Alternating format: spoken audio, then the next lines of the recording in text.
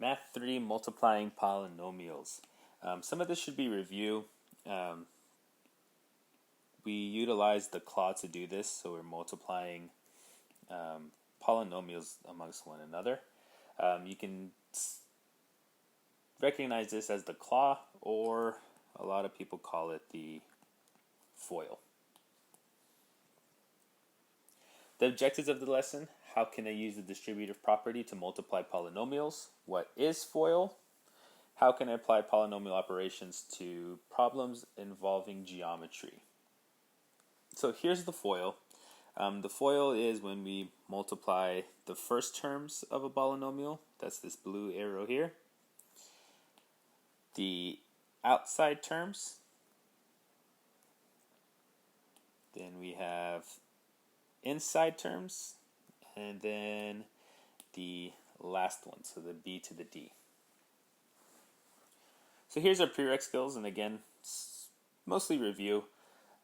We have x squared, so we have x squared times x cubed. So we're multiplying like bases. Notice we have an x times an x, which means we should be adding our exponents here. So this would give us, after we simplify it, x to the 5th power.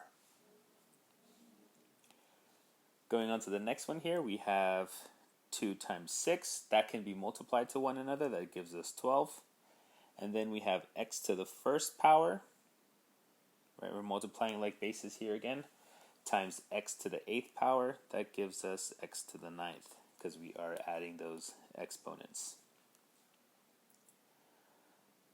The next one, we have x cubed times y to the 7. If we look at our bases, they are not the same bases, so we can't add those exponents. So this would remain x cubed y to the 7. Next one, we got 4x cubed minus 3, or 4x cubed times 3y to the 7th power. This needs to get distributed into here. So this is a multiplication problem.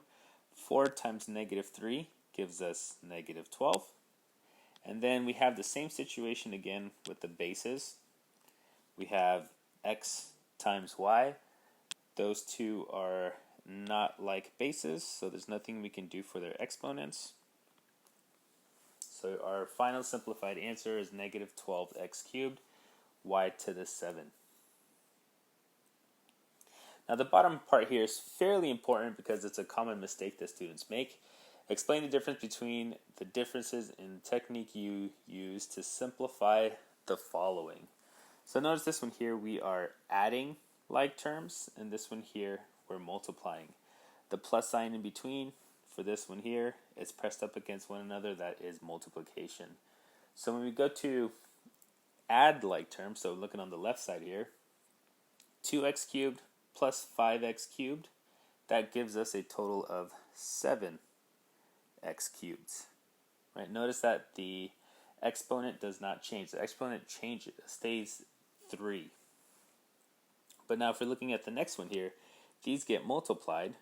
2 times 5 gives us 10. And then when we multiply like bases, we have to add those exponents. So 3 plus 3 gives us 6. So 10x to the 6th.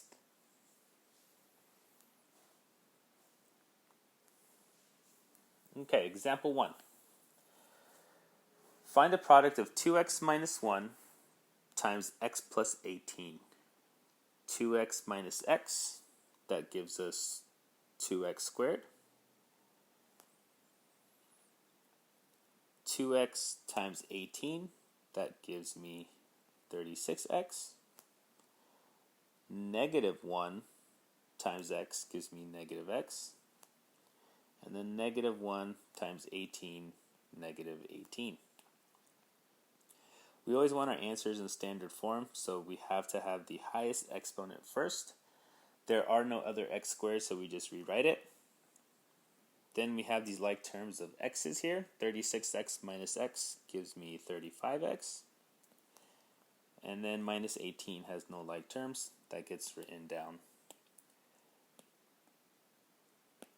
And we box our answer.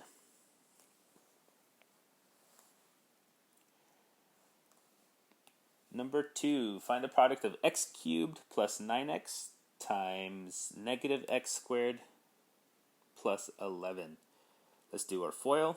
We got x cubed, or our claw, x cubed times negative x squared. A positive times a negative is a negative. And we have to add those exponents, so that's negative x to the 5th power.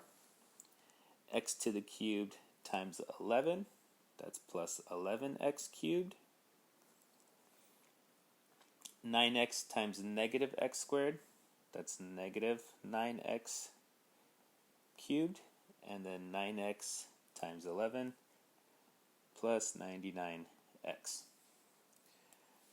We do have like terms. We are going to have to combine those. We want to maintain standard form, so negative x to the 5th power. When we combine the two x cubes, that gives us plus 2x cubed. And then plus 99x. That one doesn't have any like terms.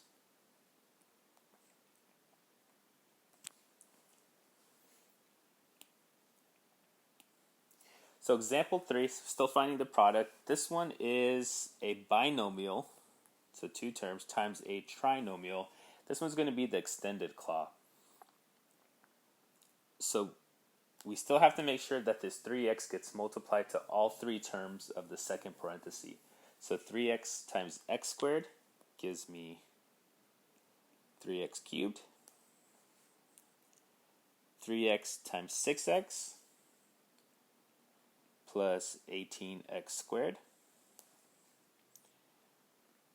3x times 10 plus 30x. 4 times x squared.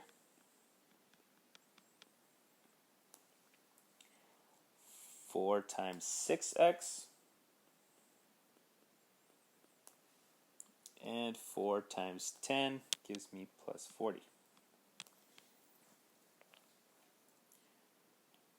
So start highest exponent first when we start collecting our like terms. There's no other x cubes, so 3x cubed is our leading coefficient, our leading term.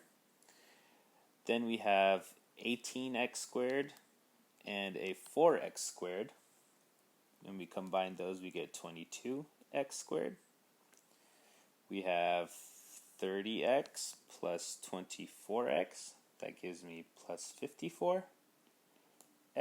And then we have this 40 here. It has no like terms.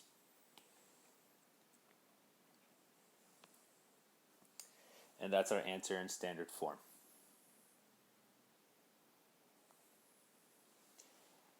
So example 4, it's with our ridiculously cool hamster. So this is a situation where you use the claw versus when you don't use the claw. So when we're looking for perimeter, right, remember the formula for perimeter is 2 times the length plus 2 times the width. We can label this length, we can label this width. So when we go to find perimeter, we plug in 4x plus 3 for L and 5x minus 2 for W. So here's my perimeter. So 2 times, for L we're plugging in 4x plus 3 plus 2 times 5x minus 2. Right, so 2 times 4x plus 3, that represents this here and this. Notice that we have 2 of those. It's being multiplied by 2. And we're adding it to 5x minus 2. And we have 2 of those as well. That's why we have 2 times 5x minus 2. So we're taking these two sides and adding it to these two sides. We're adding 4 sides together. That gives us the perimeter. So when we simplify this out, this is 8x, 2 times 3 plus 6, 2 times 5x plus 10x, and then 2 times negative 2 is negative 4. When we go to combine our like terms, we have 8x plus 10x, that is 18x.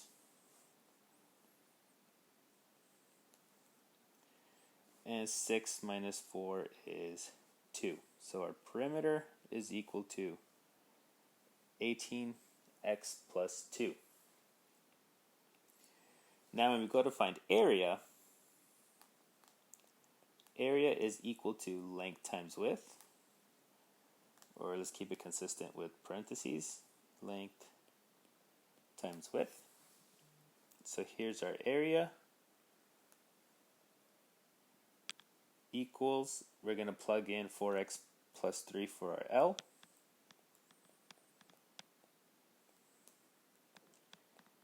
And 5x minus 2 for W. So notice that that turns into a claw problem. 4x times 5x, that gives us 20x squared. 4x times negative 2, negative 8x. 3 times 5x gives us 15x. And 3 times negative 2 is negative 6. So when we go to combine our like terms, 20x squared, no like terms, negative 8x plus 15x, that gives us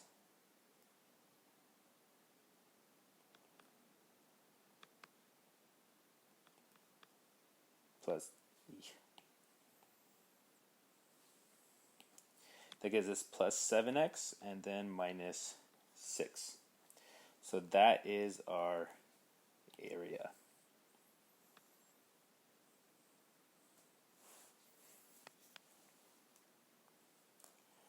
All right, our last example here, we have to find the area of the label in terms of x. So find the area of the label in terms of x. This is our label here, this little white sticker. And then what is the area of the envelope that is not covered by the label? So let's go ahead and find the area of the label first. We have to take our length and multiply it by the width. So here's the label, which is x plus 4 times x plus 3. So when we FOIL this out, we got x times x, that's x squared, x times 3 plus 3x, 4 times x plus 4x, and then 4 times 3, that gives us 12. So we have x cubed plus 7x plus 12 for the area of the label. Now it says, what is the area of the envelope that is not covered by the label in terms of x? So not covered by the label, we're looking for all of this orange envelope space. Okay? So what we have to do is we have to take the area of the whole, including the label, that is 6x plus 5 by 4x minus 4, and we have to subtract away the area of the label so that that leaves us with just the tan portion, the envelope portion, and not the label. So step 1 would be find the area of the whole envelope. Right? So if we do length times width, again, that includes all of this here. So if I do 6x plus 5 times 4x plus 4, and I start doing my FOIL, 6x times 4x gives me 24x squared. 6x times 4 gives me plus 24x. 5 times 20x gives me plus 20x. And then 5 times 4 gives me plus 20. So when I go to collect my like terms, I notice I have 2 there. So this is 24x squared plus 44x plus 20. So now we have the area of the whole here. And remember that we said that we have to subtract away the area of this label here so that we're only left with the area of the envelope, not covered by the label. So what we're going to do, we are going to subtract the area of the, and this should be x squared, hopefully that's a 2. And we're going to subtract away the area of the label. So the area of the label was x squared plus 7x plus 12. So now we got to distribute that negative to all three terms for the second one.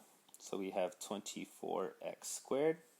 I'm just rewriting the first parenthesis, plus 44x plus 20 minus x squared minus 7x minus 12.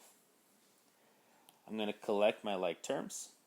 24x squared minus x squared, that gives me 23x squared. 44x minus 7x, that gives me positive 37x. And then finally, 20 minus 12, that gives me 8. So this is the area of the envelope that is not covered by the label.